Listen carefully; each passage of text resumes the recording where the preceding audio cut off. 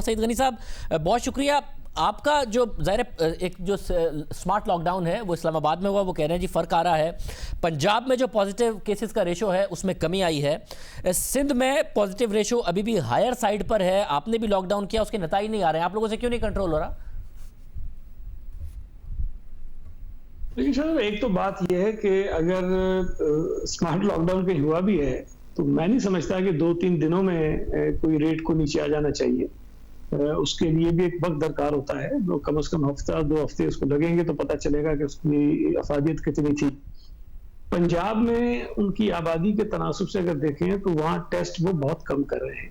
सूबा सिंध में टेस्ट की तादाद बढ़ती जा रही है और अब तो हम तकरीबन 14,000 के करीब पहुंच गए हैं। 14,000 भी हमने किए हैं मैक्सिमम, मतलब उसके लगभग कर दिए हमने। तो जितने आप टेस्ट ज्यादा करेंगे उतने आपके पास नंबर्स ज्यादा आएंगे। सूबा सिंध के तकरीबन कोई 7,500 पर मिलियन के करीब टेस्ट हैं और पंजाब के 4,000 के करीब भी नहीं पहुंचे हैं। तो अगर इतना बड़ा फर्क होगा टेस्ट में तो डेफिनेटली नंबर्स हमारे ज्यादा होंगे और वो नंबर इसलिए ज्यादा नजर आ रहे हैं। वैसे मगर नंबर ऑफ टेस्टिंग ठीक है, आपकी बिल्कुल दुरुस्त बात है। आप कह रहे हैं कि आपकी ज़्यादा है, हालांकि पंजाब की ज़्यादा होनी चाहिए आबादी के तनासुब से। मगर वो कहते हैं जहां सिम्टम होते हैं हम सिर्फ उनको कर रहे हैं टेस्ट, जो ज़रूरत के तहत वो लोग टेस्ट कर रहे हैं और उसमें भी जो मस्बत नताइज हैं वो सिंध से कम हैं। तो बाय पॉलिसी कर रहे हैं वो, तो सूरत हाल तो वहाँ बेहतर है। फिर अल्लाह करे कि बात ठीक हो, खुदा करे कि वहाँ लोग बिल्कुल हो ही ना। लेकिन पूरे मुल्क में जब नंबर इतना फैला हुआ हो और केपीके की सूरत हाल आपके सामने है, इस्लामाबाद की सूरत हाल आपके सामने है, तो वैसे समझ में नहीं आती है बात के पंजाब में जो वो आर्गूमेंट दे रहे हैं। लेकिन अल्लाह करे अगर ये बात दुरुस्त है तो इसी तरह ठीक है। लेकिन हमारे पास तो ये इतलात है कि शायद वहाँ टेस्ट करने पर ज्यादा जोर नहीं दिया जा रहा और शायद जानबूझ की कोशिश ये की जाती है कि नंबर ऑफ टेस्ट कम हो ताकि नंबर्स कम आए और जो एक नैरेटिव है पीटीआई की गवर्नमेंट का उसको सही साबित किया जाए। मतलब मगर जो स्मार्ट लॉकडाउन है, आपने भी कुछ इलाके बहरहाल लॉकडाउन तो किया, आपकी मर्जी थी कि पूरा लॉकडाउन हो, मगर आपने किया। वहां पर आप पासदारी नहीं करा पा रहे हैं, अमल दरामद नहीं करा पा रहे हैं लॉकडाउन पर। देखिए सिर्फ सूबा सिंध में नहीं बल्कि पूरे पाकिस्तान में जहां जहां ये स्मार्ट लॉकडाउन किया गया है इस पर एतराज़ात हैं और बिल्कुल शायद दुरुस्त भी हैं। और अब हमने तो एनसीओसी की जो मीटिंग हुई जिसको पीएम साहब ने खुद चेयर किया था, उसमें भी चीफ मिनिस्टर साहब ने ये बताया कि जो वर्ल्ड हेल्थ ऑर्गेनाइजेशन की रिकमेंडेशंस हैं, जो उनकी गाइडलाइंस हैं, हमें उसके मुताबिक 2 हफ्ते का लॉकडाउन और फिर 2 हफ्ते के लिए अलाउ करना चाहिए। अगर वो हम करेंगे तो शायद इसका कोई फायदा होगा, वरना ये जो स्मार्ट लॉकडाउन हम कर रहे हैं इसका इतना बेनिफिट हमें होगा नहीं। तो हमारा मौक़िफ़ उस वक्त भी मुख्तलिफ था, लेकिन चूंकि इस वक्त हम इस बात के पाबंद हैं कि फेडरल गवर्नमेंट जो डिसीजन करती है हम उसको फॉलो करें, तो जो स्मार्ट लॉकडाउन हो रहा है इस वक्त सूबा सिंध में वो हमारी चॉइस पे नहीं हो रहा और हम इससे मुतमईन नहीं है। और सब आप कह रहे हैं कि फेडरल गवर्नमेंट ने आपकी बात नहीं मानी, वजीर आजम कह रहे हैं सूबों ने उनकी पहले बात नहीं मानी, मान लेते तो शायद इतना नुकसान भी ना होता जो मईशत का हो गया।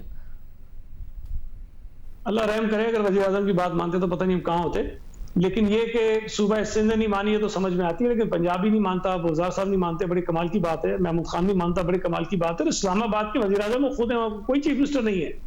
वहां पर भी लॉकडाउन हुआ था और वहां पर भी वही फैसले हुए थे जो सूबा सिंध ने, पंजाब ने, केपी ने किए थे। तो वजीर आजम साहब को मेरा ख्याल है कि जब वो बात करते हैं तो शायद वो ख्याल नहीं करते कि उन्होंने पहले क्या क्या बातें कही थी। और एक दिन सुबह वो गालिबन 30 अप्रैल की डेट थी जब सुबह उन्होंने कहा था कि अशराफिया ने लॉकडाउन लगाया, शाम को लॉकडाउन की वो तारीफें कर रहे थे। तो वजीर आजम लॉकडाउन का क्रेडिट भी लेते रहे, एक मरतबा नहीं, कोई मेरा ख्याल है 6-7 मरतबा उन्होंने इसका क्रेडिट लिया है कि पाकिस्तान में जो नंबर ऑफ केसेस कम है उसकी वजह लॉकडाउन है, जो डेथ रेट कम है उसकी वजह लॉकडाउन है और हमने बर वक्त लगा दिया, हमने सही टाइम पे लगा दिया। तो वो खुद कहते रहे।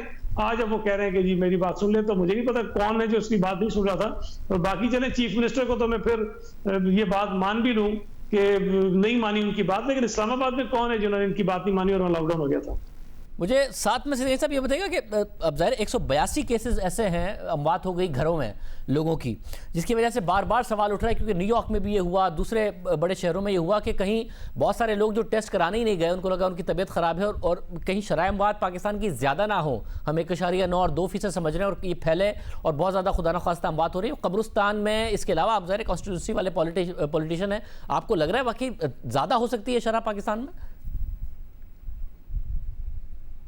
देखिए शायद साहब, मैं आपको यकीन से एग्जैक्टली नंबर्स की बुनियाद पर नहीं बता सकता हूँ, लेकिन चूंकि मैं आबादियों में रहने वाला आदमी हूँ, आम लोगों से मेरा बहुत ज्यादा ताल्लुक है, लेकिन मुझे ये पता है कि कराची शहर में जो शहर के दरमियान के इलाके हैं वहां पर कब्रिस्तान जितने भी हैं वो भर चुके हैं और कई सालों से भर चुके हैं। तो उन कब्रिस्तानों में जितनी तदफीन पिछले कई बरसों से हो रही है वो रिकॉर्डेड नहीं होती है। वो जो हम बताते हैं ना कि कब्रिस्तान के रिकॉर्ड से आ गया कि इतनी तदफीन हुई है रोजाना की बुनियाद पर, तो कई कब्रिस्तान ऐसे हैं जहां तदफीन होती रहती है। मैं कोरोना की बात नहीं कर रहा हूँ, कोरोना से पहले भी वहां तदफीन होती रहती है, लेकिन वो रिकॉर्ड पे नहीं होती है कब्रिस्तान के, इसलिए कि वो ऑफिशियली कब्रिस्तान वो बंद होते हैं। लेकिन चूंकि लोगों की आबादियों के दरमियान है तो वो किसी तरह से मैनेज करके गोरकन से मिलके वो किसी तरह वहां पे तदफीन कर लेते हैं। तो इस किस्म के वाकयात की बिल्कुल पॉसिबिलिटी है। और ये एक मसला बहरहाल है कि आज भी कई लोग ये समझते हैं कि अगर कोरोना को हम बताएंगे कि हो गया है तो शायद एक स्टिग्मा है। उसके अलावा दूसरा शायद वो हैसल उनको समझते हैं कि हॉस्पिटल्स में बेड नहीं है, वेंटिलेटर नहीं मिलेंगे, कुछ नहीं मिलेंगे। तो इसकी वजह से भी बहुत सारी चीजें होती हैं। और कई केसेस ऐसे भी हैं कि ऐसे अफराद भी हैं जिनकी डेथ जो है ना विद इन फ्यू डेज हो जाती है। अच्छे भले होते हैं लेकिन ऑल ऑफ सडन वो कोलैप्स कर जाते हैं, उनकी डेथ हो जाती है। तो कई ऐसे घरों पे डेथ बिल्कुल हो रही हैं, लेकिन चूंकि मैं कोई ऐसी बात कहना नहीं चाहता हूँ जिससे एक बहुत बड़ा नया पेट्रोल खुल जाए। बहुत शुक्रिया, गनी साहब हमारे साथ मौजूद थे।